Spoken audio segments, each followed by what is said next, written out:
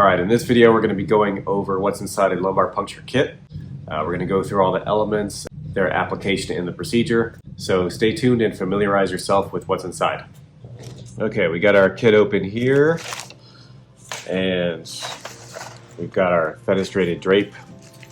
This has a hole in the middle of it that goes over our potential injection site, and a piece of tape that can adhere to the patient, so we'll keep this off to the side.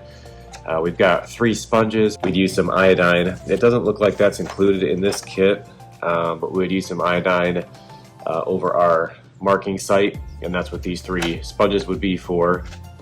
And then the next thing we're going to need is our anesthetic. We've got 1% lidocaine in this kit, 2 mLs, and we've got our syringe here, and we've got a smaller needle. This looks like a 28 or 30 gauge, but it's very short, so we would use that to make our first wheel and then slowly escalate up from there by using this needle, and then ultimately getting ready for our spinal needle. Put this back, which is here. Alright, here's the spinal needle.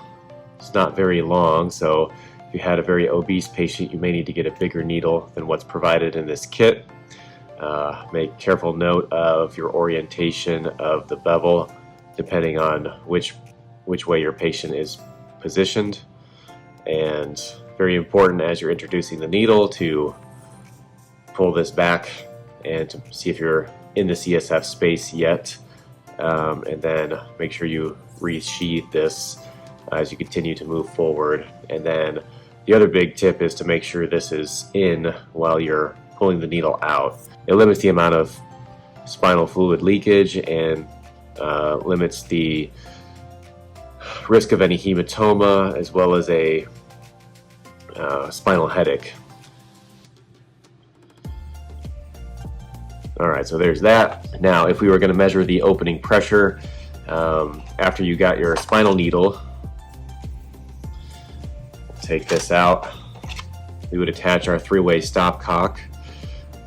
This part would go into the spinal needle, and we'd have it be open off as this way to the spinal fluid, and then here on top we would have our manometer, which would measure our opening pressure. This comes in 2 different parts, so you're going to have to reassemble this prior to doing the puncture. Ends at 36 here, and then we would just attach this way.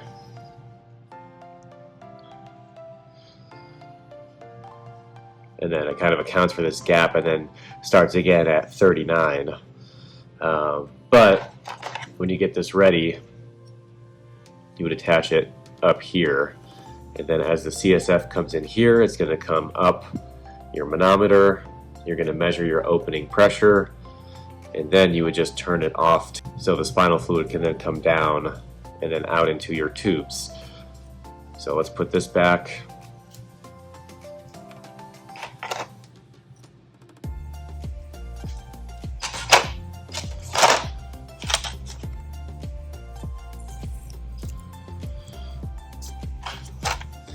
Alright, so our tubes,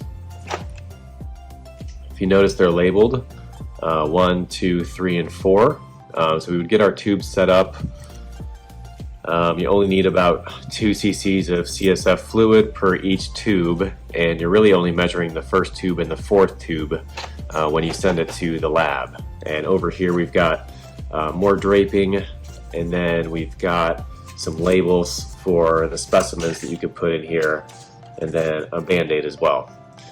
Here's some tubing you could use if you wanted to attach this to the spinal needle to help this go into your tubing, but I don't see many people do this, and I don't quite see the application for that. Alright, so here are the contents of what's inside our lumbar puncture kit. It's good to familiarize yourself. You'd also need some sterile gloves, which are not included in this kit, so it's good to familiarize yourself with that, with whatever facility that you have, but These are kind of the basic things that you would expect to encounter in a kit, so it's good to familiarize yourself with what to expect. Hope you guys enjoyed this video. Stay tuned for more.